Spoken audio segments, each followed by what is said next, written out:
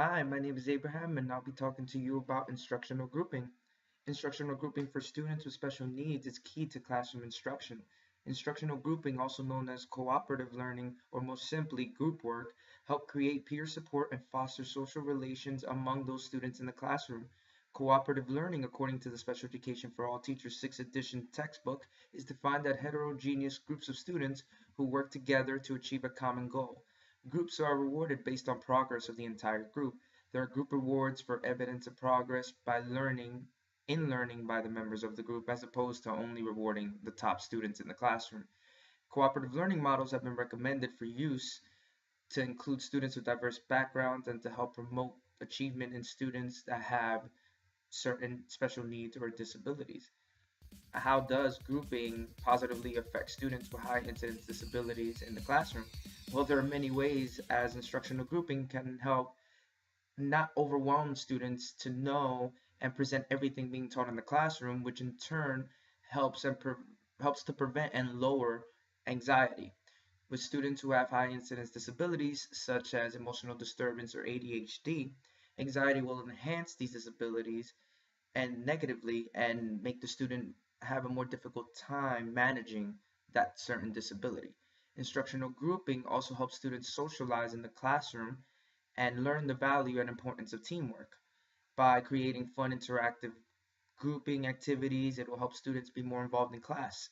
For example, the teacher that I'm observing has many students who have ADHD in her classroom. She makes sure to avoid making her lesson plans too teacher led, and it makes because this way it makes students with ADHD not focus in the classroom and start to drift away and not pay attention to the lesson. So she makes sure that every single class that she teaches every day of the week has an interactive teamwork exercise to help these students achieve and be active and be excited at the task at hand. And also not only helps her for the time that they're in her class, but it just keeps them more focused throughout the day. It makes nothing be too monotonous or the same. So, what are some examples of group work and group learning models out there? There are various models of instructional grouping for students. Some are maybe the student teams achievement vision model. This model, students get together and assign groups to review and better understand the material and be more prepared for tests. It helps them avoid that anxiety of not being sure if they know everything and gives them confidence of like knowing the stuff because they ask their peers, their fellow peers, to explain the material that they might be confused in. Jigsaw is another method where students independently are assigned a small portion of the lesson and they go research that part and then come back and share it with the other peers in their class. And eventually, each little section that each student has comes together as if they were pieces to a puzzle, and then eventually just brings a full understanding of the lesson as a whole. One that I witnessed firsthand is that of peer and classroom peer tutoring.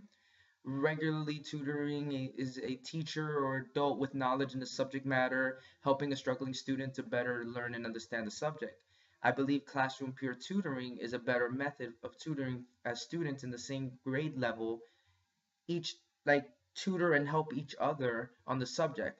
This helps students such as those that might have emotional disturbance to be able to trust and depend on fellow peers and helps them enhance socialization skills. To make sure instructional grouping is successful, we must make sure that grouping of students is done correctly. There are different models of grouping, such as grouping students randomly into groups or grouping higher achieving students with lower achieving students. So the higher achieving students will help the lower ones, and the lower ones will gain the knowledge by working with the higher achieving students. Students in each group should be rotated every couple of weeks. That way, it helps them socialize with other students they normally don't get a chance to socialize with, and helps those such as ADHD not get bored of being in the same groups and being in the same part of the classroom. It helps them move around. Um, Teacher setups are also important, such as having students maybe sit in a large circle in the classroom and have the teacher in the center teaching. There have been many benefits to that. One is that students are not facing away the teacher, everybody's facing the teacher, and they're also all facing each other. And it helps prevent distraction and also teaches that value of respect because it becomes more of a student-based classroom discussion as they listen to each other when they are participating. And we have to make sure as teachers that we have to focus on always making these group activities as fun and interactive as possible. That way it enhances the students' learning. Uh, some that I've witnessed in the social studies concentration that I'm focusing on include political cartoons, helps them be more creative, group readings of whatever subject at hand, role playing, historical role playing, in which they choose parts of a certain era, such as if it was Revolutionary Wars, somebody plays, George Washington, etc., and they all get excited and focused, and they're just anxious to go ahead and tackle on the task, and they're able to better know everything that's going on, and they'll be more excited to go and research what they've just learned. And without fun assignments and just having the same group assignments over and over again, instructional grouping loses its purpose and its strengths. And that is it for instructional grouping.